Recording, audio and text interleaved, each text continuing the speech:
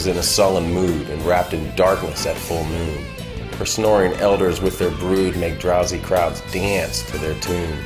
This welter of metallic toys will not take mankind very far, because too soon the playful boys will use them for a deadly war. A war is brewing, as the learned have no idea of nature's plan, to which the bulk their back have turned as arrogantly as they can.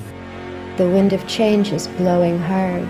Only the learned and the elite, who our laws and traditions guard, still fail to read the signs aright. Above all, when the time has come, or when such is the will of God, excited zealots beat the drum and masses their approval nod. This jubilation and furor, which marks the revolutions wrought in orders congruent no more, are featured by the source of thought.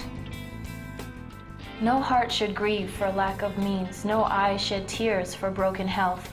To end for good distressful scenes should be the noblest use of wealth.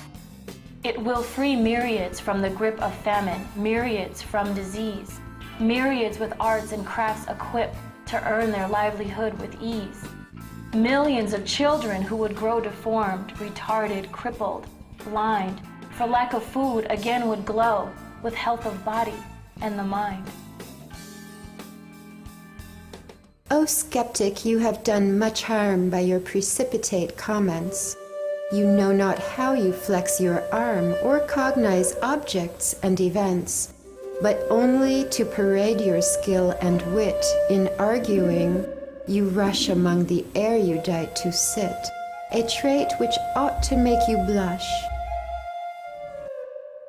The drama that shall soon unfold on earth to enwrap her mighty stage in flames with loss and deaths untold shall usher in a golden age.